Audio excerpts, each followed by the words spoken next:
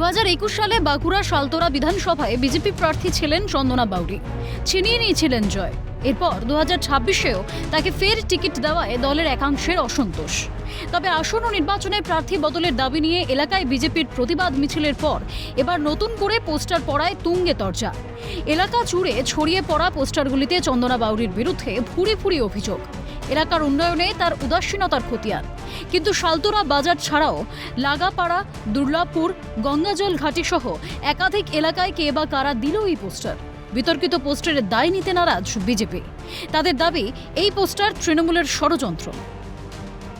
প্রার্থী ঘোষণা হয়ে যাওয়ার পরে বিজেপিকে যেভাবে তৃণমূল ভয় পেয়ে গেছে, তার কারণ তৃণমূল বুঝে গেছে যে তারা আর চতুর্থবারের জন্য সরকারে আসছে না।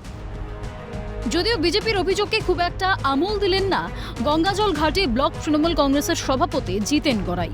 শাসক নেতার স্পষ্ট দাবি, সম্প্রতি চন্দনা বাউরির প্রার্থী পদ বাতিলের দাবিতে বিজেপি কর্মী সমর্থকেরা পথে নেমেছিল। জানিয়েছিল চন্দনা বাউরি ভোটে দাঁড়ালে বিজেপি তাকে হারাবে।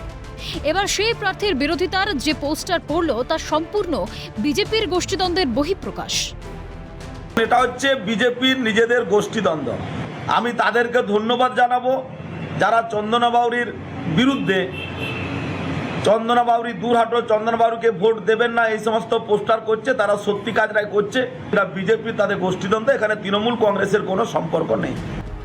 জেলা বিজেপির দাবি, জনসমর্থন না পেয়ে বিভ্রান্তি ছড়িয়ে ভোট আদায়ে মরিয়া তৃণমূল, তাই রাতের অন্ধকারে এই কাজ করেছে।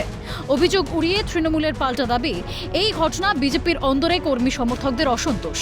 কিন্তু কার দাবি সত্য, কে দোষ এড়াতে বলছে মিথ্যে, তা স্পষ্ট নয়। প্রার্থী নিয়ে শাসক বিরোধী কাজিয়ায় মুখ খুলতে নারাজ স্বয়ং চন্দনা বাউরিও।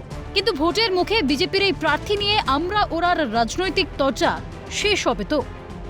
স্বরূপ রায় রিপোর্ট, ক্যালকাটা নিউজ।